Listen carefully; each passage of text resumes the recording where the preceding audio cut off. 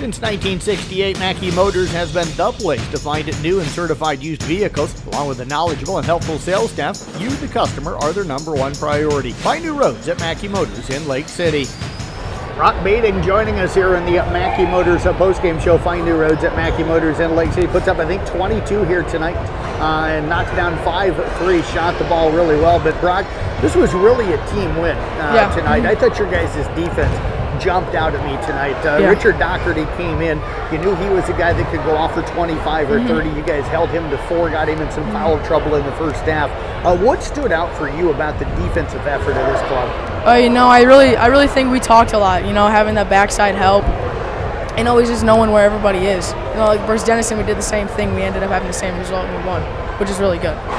What is it with this team that you guys seem to want to share the ball? You seem to want to talk and help each other out defensively. This seems like a really close-knit group. Yeah, we just don't want to be selfish, get everybody the ball. Everybody has fun, We all have the ability to knock down shots, and I think we got to that tonight. I joke with everybody a little bit, when you come out onto the floor about your ability to hit the shot from the corner.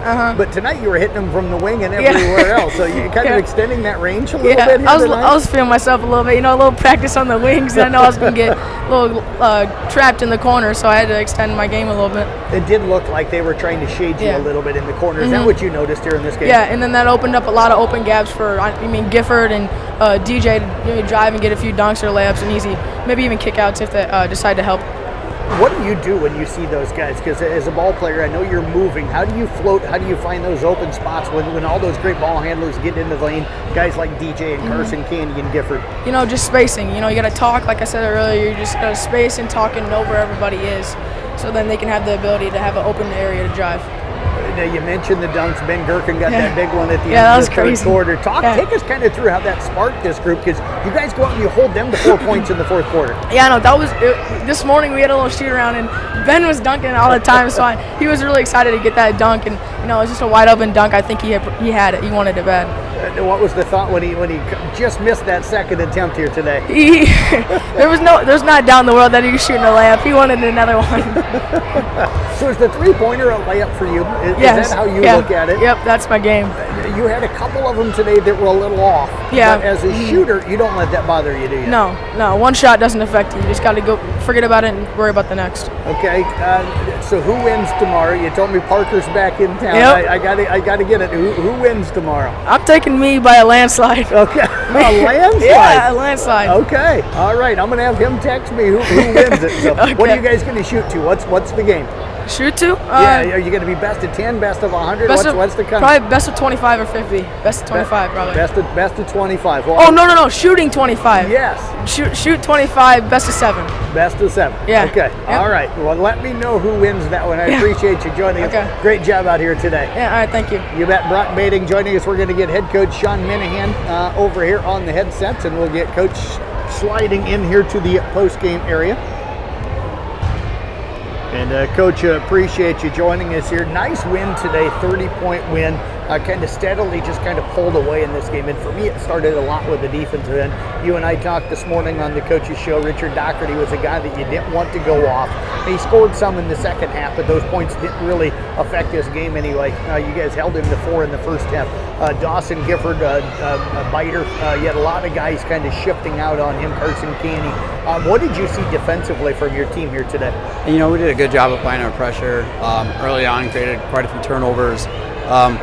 They got it going a little bit in the third, and we extended our lead out pretty nicely, but they chipped it down. It got close, 11 or something like that. But the thing I'm most proud of is it was when it got down to 11, I'm like, all right, we're going to have to go start the fourth, and I didn't want to have to do that. And then, that next group, they responded. It all started with Gherkin's, dunk to end the quarter, which was, that was pretty awesome, and that kind of what sealed the deal for us, and then our guys didn't look back from there. So that was exciting to see our next guys step up and play well. Unselfish group too. You've told me that all season long. I think I heard it from the football coaches with this group. What is it about this group of guys, and what have you seen from them on the floor that's helped them be so unselfish and pick up 6 straight wins? They spend a lot of time together, on and off the court, on the field, whatever. They do a lot of stuff together. And they really don't care who's scoring the points. They're excited when anyone's scoring points. they're legitimately excited for the next guy. We had 22 assists last night. We had 23 or something like that again today. So that's really exciting to see. And it wasn't one guy having. Last night Carson had 10 assists, which was awesome. But today it's like 3 here, 4 there, 2 there, 4 there. You know, every guy was sharing the basketball, and you know, when you see a team go zone, a guy like Brock, you kind of light up a little bit, and you're like, all right, go have some fun. The ball movement on this team too. We talked about being sharing, but just the patience with it. There's times you guys have come down and Gifford's got a wide open 3 but doesn't take it, or Biter or Brock. You know, you've got guys that can shoot, but they know they can get that look kind of later in the offensive set. So the ball movement and the way you guys share the ball, pretty nice. Yeah, and I think early on in the first quarter we were a little bit took some shots that I'm like, we can get that shot literally any time in the shot clock.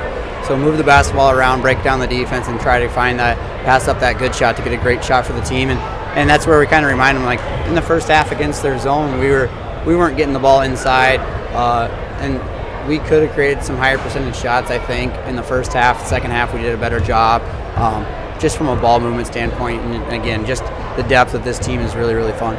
St. Albert now on Tuesday night. You guys get back into the Hawkeye 10 after a couple of non-conference games in a row. What do you got to go down there and pick up the 7th straight?